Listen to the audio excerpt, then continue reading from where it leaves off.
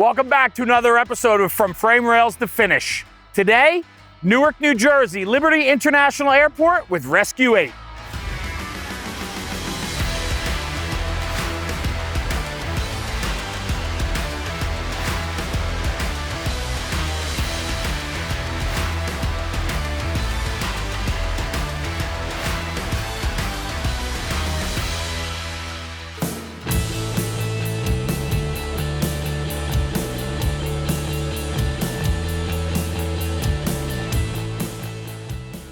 So today we're here at Newark Airport in Newark, New Jersey, and today I'm joined with Deputy Chief and Commanding Officer Tom Weiserzak. Thank you, Chief, for having us today. I appreciate it. Thank you for coming. Yeah, of course. Melissa McNair, the Crew Chief and Sergeant with the Port Authority of New York and New Jersey. Thank you for having us today as well. Thank you. And Rich Gale, Battalion Chief. Chief, thanks for having us. Morning. So this is cool, right? So as we're doing this collaborative project with Fire and Safety Services, which is the Pierce dealer in New Jersey, it brings us to Newark Airport. And the fire and rescue services here are provided by the Port Authority of New York and New Jersey, which is a joint agency between New York and New Jersey that protects the ports, the airports, infrastructure, things like that. Right. And so today, super cool to be here because we're getting to look at Rescue 8, but part of the story too is learning the people behind the department also, right? Learning the culture, responsibilities of what you all do. And so that's really why I wanted to do this today, was not just document the truck, but to get to know those that are operating on the airfield here in Newark. And so as we walk the tarmac today and we're starting to poke around, we really get to see the true operation of the airport. You guys have a lot of responsibility here. No, a tremendous responsibility. And today, I'm hoping that we're going to get to remove the veil. Yeah. And you kind of get to see what's mysterious behind the walls of Newark Airport here. What happens on the runways and at the terminals, on the ramp areas, quite a bit. But I also hope you see that what we're doing is a lot of peace of mind to the traveling public there. Great responsibility, but tremendously prepared. And you're going to see that this truck today is only adding to aviation safety and keeping everybody safe, getting them from point A to point B, from their Disney vacation to whatever business trip they're going on. Yeah, I like that. And I think too, with the inclusion of the new rescue here, right? Everybody thinks of aircraft firefighting, the big ARF trucks that are cruising down the runway, you know, and big water and foam and systems, right? But overall, you guys provide much more than just the aircraft protection.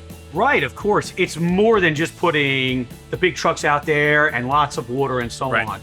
It has all of your rescue tools that are on there, the medical equipment that goes along with it. It's all the little pieces that come together in a response that save life and property. And we're happy to showcase what we've done here today in enhancing everything across the Port Authority airports of providing that awesome security blanket, and removing that veil for you to see everything. Sure. I'm excited about it. Chief, I want to ask you, your day-to-day as the battalion chief at the airports, give me a little rundown about what that looks like. Typical day is a good mixture between operations and administrative work. I would say the bottom line in my job is to make sure that the crews that work under me have what they need to do their job. So any mechanical issues, any clerical issues, anything that needs to be tightened up, day-to-day proficiency training, anything we're lacking, anything we need more of or less of, that would be kind of where I come in. Anything that transcends between the different shifts, I'd put it all together and make sure everybody's on the same page. Yeah, I think what's really interesting, like a municipal fire department, you never know what's coming. But the activity at the airport is constant, right? I mean, this is, you know, things don't slow down. Maybe at night it slows down a little bit, but then you have all your night activities too, right? So this is a city within a city, if you will.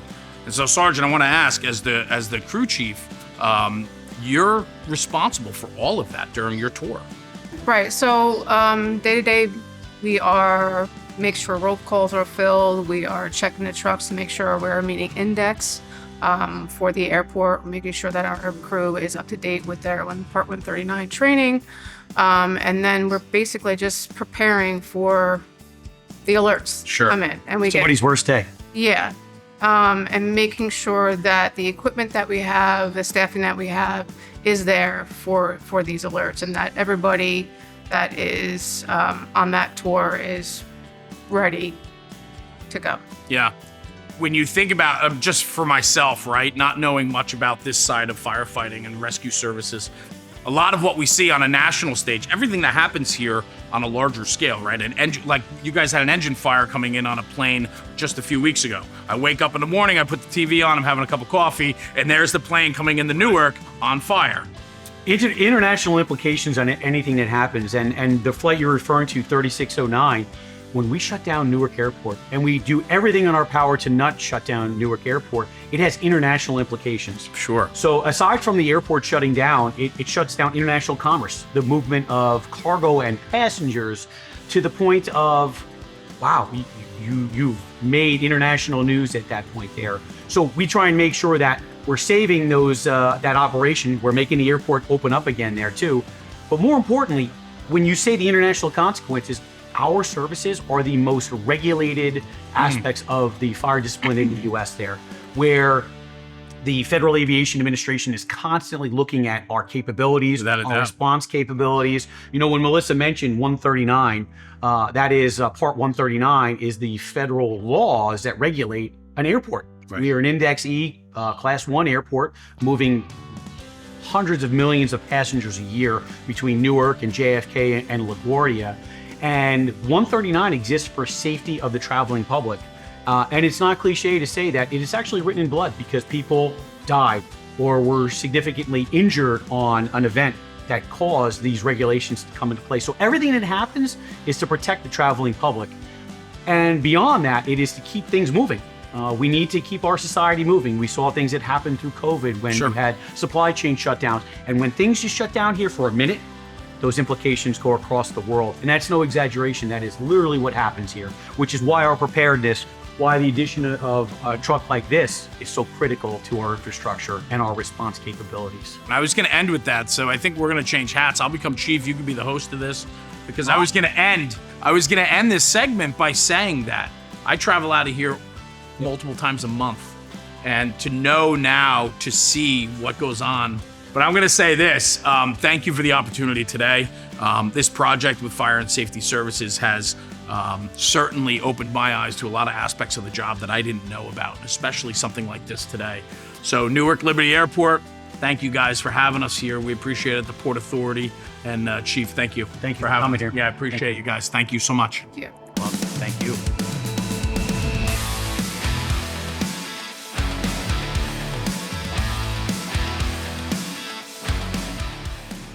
So that rescue truck now, the new Rescue 8, right? So, I mean, that has got to be a wonderful complement to what you guys do here now. It is.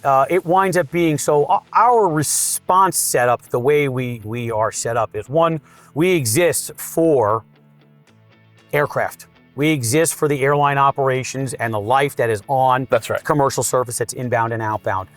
With that said, our posture of we staff 4 crash trucks on a tour. Our stair truck, which is our emergency, rapid access emergency vehicle for getting on board an aircraft, as well as Rescue 8.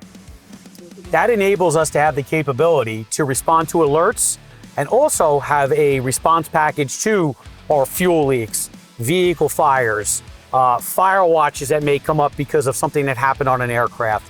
Whatever else is going on, we're able to assign Rescue 8 and one of the crash vehicles, typically Truck 4, which is a 3000, an Oshkosh Striker 3000 with a snozzle on it.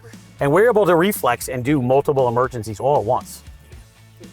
And having that capability of now having the water, the supply hose, and all the other things there, it takes away from having, where sometimes we may respond landside to a vehicle fire. We used to take a crash truck that isn't road legal. It's a real pain to bring a truck that's that wide, under escort and whatnot, not able to get to the particular places where we may need it to get.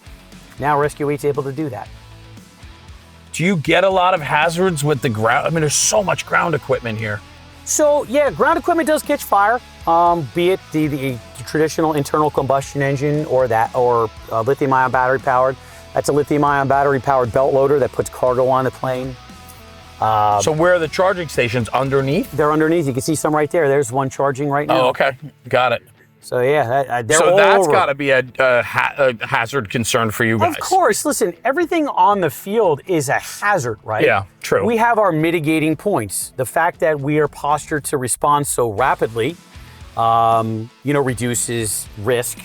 But then at the same time, too, remember, When you look at the numbers, lithium-ion battery-powered events or fires are highly interruptive. When we look at the frequency of them, they're low. Yeah. You know, you look at it as an electric vehicle, as this is what we're going to the example. Per every 100,000 electric vehicles made, I believe it's 25 per 100,000 vehicles will catch on fire. Right. When you start getting into internal combustion engines, it's over 1,000 vehicles per 100,000. So the reality is, internal combustion engines are still catching fire per 100,000 when you look at them. Maybe there's more versus an electric vehicle, but the chances of fire are actually less. Not taking away that there are dangers there. Lithium-ion battery power is the future of a lot of things for net zero emission, especially on an airport. Right. But we just have to be prepared to handle it, which we are.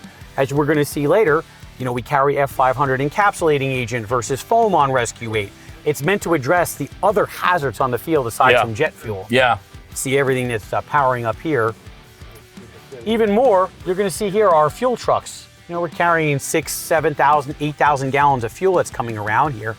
But even more impressively, the fuel that goes around all these gates, we have fuel hydrants.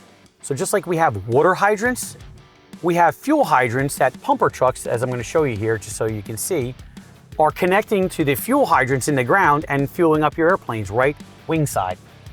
Where's the depot? Off property? Yeah, it is right on the Elizabeth side there. So you see here, he actually connected, he's taking his supply line in right now, but he connected to a fuel hydrant in the ground, and he was able to put that his fuel lines up into the wing and fuel him up. So so only the tankers are carrying. These guys can just pump right out of the ground. Right out of the ground, yep. Is there pressure in that line, or do they have to they're pull? pressurized lines. They are? Yes, they are. That's pretty wild. Going through millions of gallons of Jet A fuel here a day. And everything comes into Elizabeth there in our fuel farm from the Buckeye or Colonial pipeline. Sure. And then they have the reserve, millions of gallons of fuel are on hand on top of it. I do want to make a point here. Please. So September 11th, United 93 left here. Yes. I'm trying to just orient myself to it. So just around this area, it's probably around here, we are going to be dedicating a spot here where United 93 left. Myself and one of the assistant operations chiefs from airside operations, we took it upon ourselves. We took everything when they were decommissioning Gate 17. We took all of the parts. The door was still the same. The flagpole that was up there and other little mementos of the actual marker for Gate 17. We took all of that, so we have it memorialized. Actually on Brewster Road, there is a memorial to United 93. But we kept everything for historical purposes and never forgetting United 93 and the heroes that walked through there, from the Todd Beamers and everybody else on that flight. And a marker is going to be set in the ground when construction comes to a little bit more of a conclusion here. Yeah. So where the nose gear sat of United 93, we're just simply putting a little placard that has 93. It'll be hard stand 93 to never forget our part. It's nice. Of September 11th. Well, I mean, looking at, obviously from the airport side of things, you have a very different perspective. From my point of view, what we have right here is a window to Manhattan, right? It's right across the river. And, And these guys had the front view of everything that happened on September 11th. Exactly. You think the airport's wide open, but you have so many hazards and so many things to look for, right? Right. So each of us has to have a DR2 SIDA badge, which allows you to drive on the aeronautical area, and you have to get retrained every year. You have to know signage, you have to know taxiways, runways, you need to know navigational aids, which we're passing right now. There's a lot to know. You need to know who has the right of way. You can't just go onto a runway or a taxiway without permission. I have to think, like firefighting, training is so important, but I have to think for you guys, you're not having emergencies every day. You're having incidents, but not aircraft emergencies every day because it's such a safe way to travel. It's still a safe way to travel. Do we have alerts? Yeah, we have alerts. Yeah. Majority of our alerts are plane landed safely. Right. The pilots did their checks. Everything is, fine. We follow the aircraft back to the gate. Done deal, right? Right. But there are those small instances where we do get that emergency where we're getting equipment out, or the plane is stopping after the alert because the pilot's requesting a check of, the exterior of the landing gear, or they get a notification that their brakes may be hot because they landed hard. So there are those as well, that. Yeah. But I think when the true emergency, if you will, comes in, it's like all that time and training and effort that you've put in to make sure that every day is well oiled and ready to go. It makes an absolute difference when it's time to go. It does. Yeah. Yeah. It makes a difference when you know your equipment, you know how to deploy your equipment, you know what product to use. In the end, we're all making sure that everyone's safe. Right. That's the main goal, is to make sure passengers are safe, our crew's safe, and then if we need to put a fire out, we put the fire out. But we want to make sure that the crew and the passengers, and then our unit is safe as well. Sure. Sure.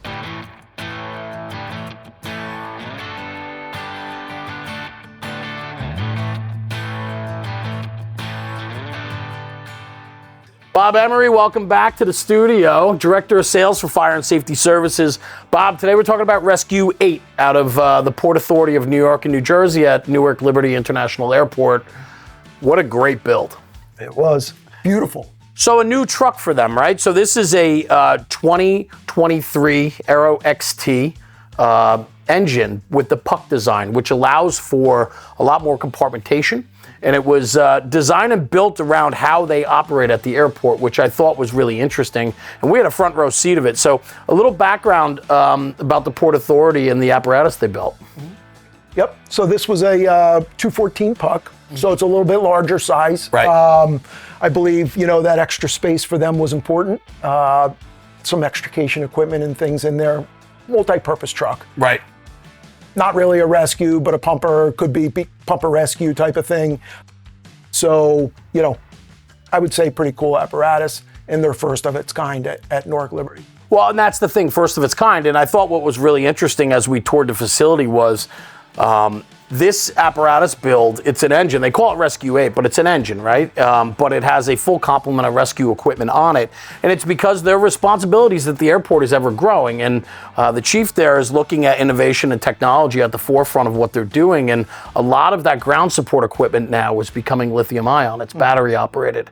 And so when you start to look at the design, not only did they go with a 1,500 gallon per minute puck design, but they also put on a Husky 12 foam system. Yes. Which, using the F500 encapsulating agent that they have on board, it really was designed for the innovation of lithium ion and the potential for fires on the airport property. Yes. Yep, absolutely. And I mean, like you said, there's if not hundreds, thousands of pieces there throughout the three terminals operating every day. Without a doubt, it's one of the busiest airports in the tri-state area, let alone the United States. So it's ever busy. And I want to talk about a couple things. The puck design is really interesting. We're going to talk about the actual pump design in a minute, but going with a puck design, it allows for a lot more compartmentation, correct? It does, yep. I don't know what the exact cubic feet is, but it does give you some additional compartment on the passenger side that wouldn't be there if it was a standard style pumper. 26-inch depth compartments on the passenger side, which I thought was really interesting. The rear compartmentation is much larger than on a standard apparatus as well. Yes. And then what I thought was really cool too is in that puck design, where the design of the pump is lowered into the frame rails, you get an enclosed pump panel, and you also get an enclosed speed lays too. That's correct. When you say enclosed on the sides, right? When you lift the cab up, that pump is wide open for maintenance purposes. Your speed lays, you can see your speed lays from that location. So yes, enclosed on the sides with a roll-up door, and allows for a little bit cleaner look on both sides of the truck. Sure. Yep. And then on this build as well, there's a couple other things to consider. Is it is on airport property, so obviously an auxiliary extinguishing agent like foam, right, is super important. And so along with the puck design, the puck allows for the Husky foam system also from Pierce. That's correct. I mean, anything you can get on a standard pump, you can get on the puck pump. There's no, you can't say no contradiction because Right. you have a puck pump, you can't have a foam pump. Not true. Right. Anything that you can do with a standard pump, you can do with the puck as well. And when the focus for Liberty International Airport, the focus was to allow for standard structural components. So they needed supply hose, they needed crosslays. What they don't typically have, and this is a newer build for the airport, is that they didn't have really any structural assigned apparatus for rescue or fire suppression. They only had the ARF trucks. Correct. And so to be able now to have this apparatus, Rescue 8, that makes them more versatile on the grounds of the airport, because now battling different types of fires, the lithium ion fires that they're concerned about with the ground support equipment, ever-growing infrastructure, as well as their rescue responsibilities and capabilities, the puck design allowed for more equipment to be stored within the body of this apparatus. That's correct. I mean, you're not losing anything with a puck, you're gaining. Yes. You're gaining compartmentation, as you stated before, compartment depth of 26 inches, unmatched. So they're storing additional equipment in that truck that we may not be able to in a standard structural pumper, little, 151 body or whatever, standard pumper type. You're not fitting that equipment in there. And you're seeing that across the board, I think, with so many builds with rescue apparatus, where we're taking the discipline of two different apparatus and putting them into one. So a rescue engine or a squad company per se, right? And in this case, a rescue company for Newark Airport there. It allows to maximize the most efficiency of the apparatus, meaning equipment and hose and extinguishing capabilities, all in one package. So Bob, another feature on Rescue 8 is the TAC-4 independent front suspension, which has become very popular and commonplace for Pierce builds. Give me a little background on why it's become so popular. The TAC-4 is an independent front suspension. It's been on Pierce builds now for, I'll say, well over a decade. Yeah. Just the drivability of the system versus a straight beam allows a lot more forgiveness with the system. Safety-wise, greater, stops the truck shorter. It's got a 17-inch pad, which is a much larger pad than a standard pad. So it gives you that stopping power with the TAC-4. A much greater cramp angle, which gives you better turnability of the truck. So overall, very friendly for fire apparatus. Yes. Frankly, its original use was for the U.S. military. Well, and I'll be honest, when we were with Rescue 8 with the Port Authority of New York and New Jersey on this project, racing up and down the taxiways and the runways with that engine and cutting in and out of all the ground traffic and so on, the ride was just much smoother. And, they're cornering at higher speeds because they have an open space to do that. Yep. You don't feel it like a solid beam would be. And so the TAC-4 certainly just makes for a better ride. Yes. And sometimes we have to consider crew comfort and driverability to be important. And when looking at the TAC-4, it certainly offers that. Deputy Chief, Commanding Officer Tom Weiserzak, thank you for having us. Oh, thanks for being here today again. Really cool. Newark Liberty Airport. We're here with the Port Authority of New York and New Jersey. We got to poke around today and really see what's going on here at the airport when it comes to fire and rescue services. We're here with Fire and Safety Services, the Pierce dealer, because of this right here, Rescue 8, which is a 2024 Aero XT chassis with a puck-mounted pump, and it's a rescue engine. And from conversation with you, I come to find that this is a new addition to the fleet, not a new truck, but a new type of apparatus for you at the airport. Yes, it is actually. So, the world of airport or aircraft rescue firefighting, you think of the big trucks that we have outside. Sure. Carrying lots of water. They look like they should be in like Armageddon. They're going up there and they're going to go save the world on freedom and independence. But in any case, as awesome as those trucks are, and they do a great role for us, what they're not good at is they don't have room for equipment. They don't have room for supply lines. They don't have room for extra hoses that we have on aircraft. And there are a couple of other variables that come into play here. Just as an example of what's happening in the world of aviation. The proliferation of lithium-ion batteries powering ground power equipment, the things that give power to airplanes when they're sitting at the gates, to the tugs. They're all now going from diesel-powered to lithium-ion battery-powered, and we need even more equipment that we just don't have room for. And plus, in the world of aviation and in the fire service, we see things that have happened across the industry. And when we talk about the world of aircraft rescue firefighting, we learn a lot from accidents that have happened in the past. Sure. You know, you learn about not only things that pilots need to know about aviation safety and flying and design of aircraft, but we learn about what happened with the fire response as well. Yes. Because things will go wrong, and when they go wrong, we need to be appropriately equipped. So going back to the days of Asiana, there was a crash of a Boeing 777 out at San Francisco. Plane went into the rocks, and a lot of different information came out from the studies with that. Namely was the equipment and attack lines that the fire apparatus had. Our Oshkosh fire apparatus only have 200-foot pre-connects. That's it. You know, when you talk about setbacks in an emergency scene, you know, taking that 200 feet off, I'm just enough to get in the door and do nothing.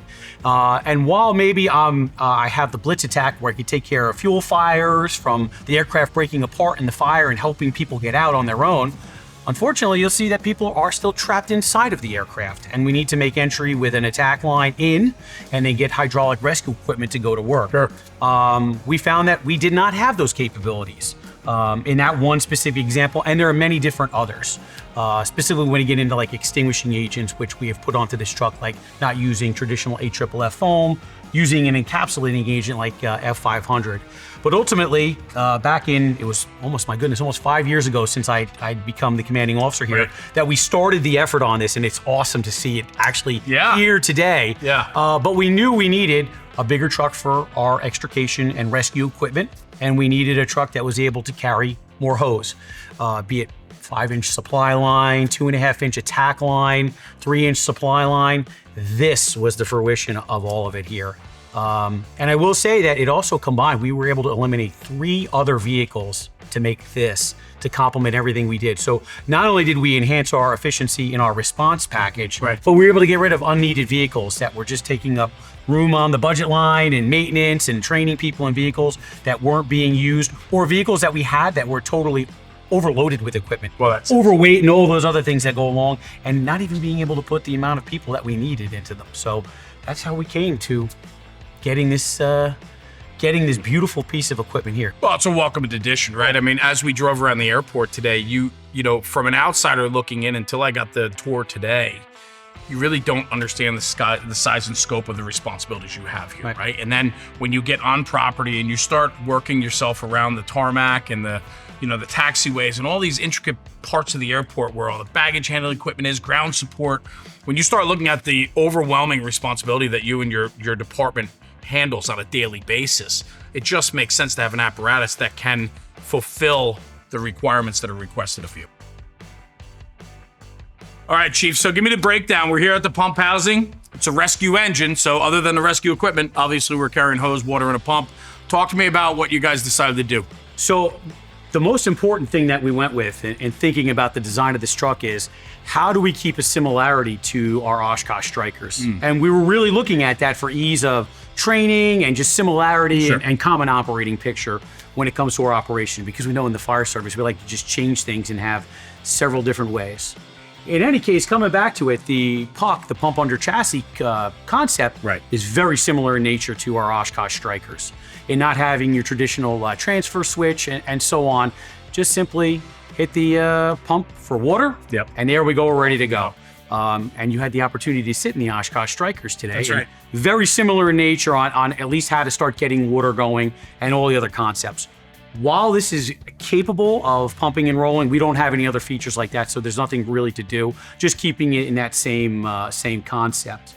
And coming over, really, the other aspects that are very similar to the Oshkosh wind up being how the pre-connects are coming out of the bins. 200-foot pre-connects of 1.75 inch, and obviously said we need more, which we'll see when we get to the back.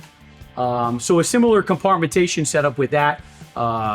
Roof hooks, our little giant Stokes basket, long boards, and so on. Very similar concept to what was on the crash trucks.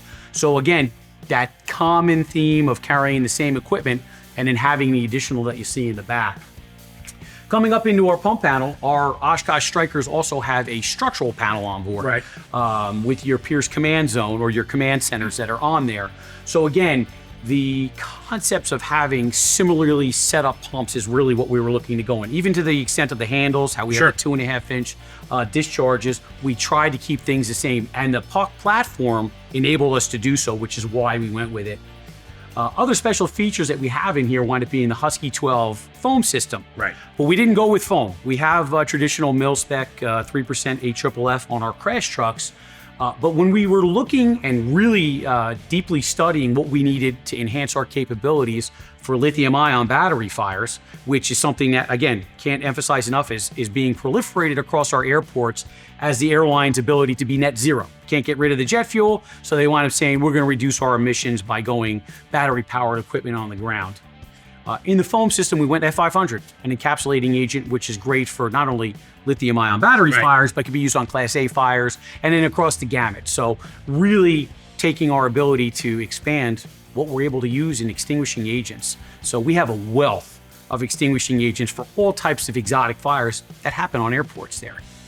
I want to talk about this. Something that stood out to me, right, was just the Yes, we are very colorful and color coordinated. right. While this is not unique to our to Rescue 8 here, our trucks have color-coded adapters and so on. Right. And of course, so we're dealing not only with Newark Airport but Teterboro Airport, and we have the ability to potentially be over at Newark and Kennedy LaGuardia and Kennedy Airport. So with that, you would think that in the Port Authority of New York and New Jersey, we would have hydrants that have just one standard thread. That is not what's going on. case. Neither do our mutual aid partners. get it. So we're working with National Standard Thread, New York Core. At Teterboro Airport, we also have FDNY Thread on top of National Standard. Our mutual aid partners are also coming in with different threads and whatnot. So nonetheless, we are prepared to handle anything. Right. So we attempted to do a little color coding where while the truck is National Standard, which is blue, so we say blue, we like to say for our police officers and our sergeants that are in areas and whatnot. So blue is typically on our trucks, and our mutual aid partners or things that we're hooking up to is orange. And in New York, the actual FDNY thread is red. So we have multiple colors going across. The Port Authority is kind of keeping things as a commonality there. And we've marked them up as well because sometimes in the heat of battle, things can get a little confusing. I get that. I totally get that. To make ourselves a little easier out there in the field, though, one of our progressive natures, we made sure all of the 4.5-inch or the large diameter steamers on our hydrants are all storage connections. So There you go. at least it makes it a little bit easier there to get into battle. But nonetheless, all the other complicated things that we may encounter on our airfield, we're ready to adapt to it, as well as our mutual aid partners coming in. We're it's ready to take care of anything to make sure we can get water or they can get water. Yeah. Talk to me about pump capacity and tank size. Great. So yes, the puck is a 1500 GPM pump. We have 700 gallons of water on board, Right. and we carry 100 gallons of F500. So the foam cell is 100 gallons. And it's larger than most. Correct. Yes. Yeah. You're getting the 30 to 40 gallons. Yeah. Is usually what you'd see. We did it because here we have the ability to be having greater impacts from certain lithium-ion Makes battery sense. fires, and you got to see some of the tugs. Yep. It's daunting when you look at that of how large they are. I mean, it's the size of the safe as I'm looking over there off camera. But then when we talk about some of our ground power units, they're upwards of 6 Nissan Leaf pan batteries in them. So that's equivalent to having 6 Nissan Leafs on fire. Wow. Is what we would be dealing with, which is why we went with the higher quantity, as well as having the higher quantity Husky 12 system. If we have a fuel fire, we're able to hook up to external sources and not necessarily flow F500, we could flow foam from an external source. Yeah. So our capabilities of taking care of fire, whatever it may be with our partners coming in, we're capable to do that. Chief, flipped it around. We're on the officer side now of the apparatus.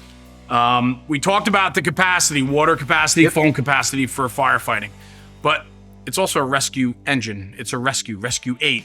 So we need to have compartmentation for rescue equipment. Talk to me a little bit about where the considerations were there. So actually quite a bit in consideration. First starting off with, as many tools as we may or may not have, it was critical working with fire and safety on actually setting up a compartment. Yeah. I mean, what they did here, all this was done, locally at Fire and Safety, of setting up the beautiful compartmentation, the beautiful mounts that they wind up having there. And it gave our opportunity to maximize every square inch of space, to have the cache of tools that we have on here. And really what I refer to is like the hydraulics. You can look all over the internet and see many different other crazy ideas that are going on there. Lazy Susan type compartmentation. Sure. And actually we found with working with our sales rep and working with Tucker at the shop that was not the way to go and do the compartmentation with Lazy Susans and so on. Laying things out this way was the way to do it there, and actually have custom brackets made up. We were able to get everything that we had, because at first we didn't think we were going to make it. Right. And here we are. And it was important because the cache of the Hurst hydraulic tools was yet another consideration that we had. Multiple years ago, working with the Philadelphia Fire Department through the RF Working Group, we found that they had tremendous success in an Amtrak accident in Philadelphia, where they had to have extrication tools inside of the Amtrak cars and so on. And they had tremendous issues with using traditional gasoline pump and hoses and connecting all the extrication equipment. And they found that using the hydraulics was extremely efficient, successful with having the battery operated units and so on. And we really took that to heart. As much as it's a train, the tubular environment and all the things that were happening are very similar in setup to a fuselage on an aircraft there. So we were one of the few departments that get away from a very orange-colored hydraulic rescue tool and move towards the cache of tools that we have here, which are excellent in everything that we do in the airport environment, be it vehicle rescue, forcible entry, or even getting into the scenarios of extricating people from an aircraft wreck, moving seats, whatever it may be, and getting through aircraft metals. And you can see here, it seems as if I bought the entire Hurst factory, but nonetheless, between both sides, we have everything that we need to handle You got to be prepared. day-to-day. And I think what's really interesting about that conversation was the first part of it, especially where you talked about you weren't sure if you were going to make it, meaning you had so much equipment you wanted to get on to this body that you had to make sure that it was laid out correctly. Yes. That is where I think really teaming up with the manufacturer or the dealer, and finding a way to lay out your equipment and then design mounting and upfitting your apparatus for your own needs is the way to go. Key to success. I mean, you can see how clean everything is. And a lot of us firemen tend to just jam a whole bunch of stuff in stuff. Stuff and stuff, right? Stuff into a compartment there. But nonetheless, you can see how organized everything is. Right. And in the heat of the moment, right now, beautiful lighting that we have here. We're being recorded by cameras. And right now it's daylight. But in a snowstorm, in the middle of a night, in a rainstorm, whenever it may be, between the lighting and the way things are set up there, the ergonomics of pulling it out of the tray, that's another consideration too, not bringing heavy stuff from up high. That's right. And all the other associated things that go with ergonomics and rapid deployment of an emergency tool. That was all taken into consideration of what you see here. All right, Chief, so to back up the conversation about the capacity of the engine, right, water and foam-wise, something a little bit different. Your ARF trucks are not carrying a lot of 5-inch supply or 3-inch supply, right? So let's talk about what the thoughts were here. Really, it was to be self-sufficient. It was for us to have an ability to resupply our trucks. Being out on the field, you saw we have fire hydrants that are all over the place. Yeah. In the ground and traditional metropolitan M1 hydrants. I mean, along the runway and taxiways, yes, too, absolutely. which was a little surprising. Yeah. And the reason, we needed 5-inch for certain areas where we have maybe a 500-600 foot stretch between a hydrant and getting onto a taxiway system. So we needed a supply line for taking care of business. Makes sense. Yeah. And we have a pre-connected blitz fire here off the rear. Yes, we do. And again, all the equipment that we have, there could be a variety of different fires that we encounter. And, getting into the little niches in the alleyways of the terminals, a lot of them. You saw how many fueling trucks we had there, the fact that we have fueling hydrants that are in these areas, having the capability to deploy a blitz fire and have that quick knockdown and an ability to have copious amounts of water for a long amount of time. We have that capability on this truck now, where we don't on the crash trucks there. We may be able to put a blitz fire on there, but then I'm only able to go out, 100 feet with my two 50-foot pony lengths that I have there. This gives us that capability to suppress fire, knock down fire, take care of exposure protection. Oh, and that big thing that we've been talking about, lithium-ion battery fires. For when we're going through after the initial knockdown of fire, our cooling of the thermal runaway and so on. All the other things that go along with our strategy and tactics, this truck has truly equipped us to do that. Yeah. Well, you got a nice amount of hose on board, ground ladders. You have a onboard generator, so you got cord wheels and extinguishers in here. It's really rounded out well. Yes. And I think overall, it's just a great build, and I think it's a welcomed addition to what you guys are doing here at Newark. It absolutely is a welcomed addition, and hopefully across the fleet in the Port Authority, this truck will also become present at LaGuardia and Kennedy Airport as well. You know, this was the beginning of a lot of things to modernizing, you know, our approach to fire protection for aircraft rescue firefighting. Right. Deputy Chief Weiserzak, thank you. Thanks for a great day here at the airport. The Port Authority, Newark Liberty International. It's just a great day to really see what goes on inside the fences of the airport. Yeah, we took the veil back today for you. You did. And this project was all about Rescue Aid. Yes. Which was a Pierce apparatus built by Fire and Safety Services and Pierce Manufacturing. The process working with Fire and Safety, I'm curious. Give me a little rundown on that. It's smooth and efficient. This wasn't my first time dealing with fire and safety. I've built trucks in the volunteer service as well. Pierce is a fantastic product. I mean, it is the best of the best. And everything that we did from writing the contract and the specs and getting through the build process, the pre-build, it was awesome. And I can't say enough about fire and safety of actually getting the truck delivered and helping us get this into service. Top-notch quality. And we greatly appreciate what they've done, and we look forward to working with them in the future, hopefully. A true partnership, right? That's what matters. So the final product represents the true partnership that you have. Our collaboration, Yeah. you know, efficient, good collaboration. I love that. And I think one other thing that really stood out to me today while we spent the day together was your love of history and understanding the past to know where we're going in the future. And I think that absolutely matters. It 100% does. We can't be prepared for what's going to be at hand in the future if we don't know what the past was. We don't apply lessons learned, you know, from the blood that writes the laws and the regulations, from firefighters who have passed to people who have passed away in plane crashes. That's what we're here to ease the future pain and do our best to preserve life and property. Wonderful. Chief, thank you for a great day. Thank you very Appreciate much. it.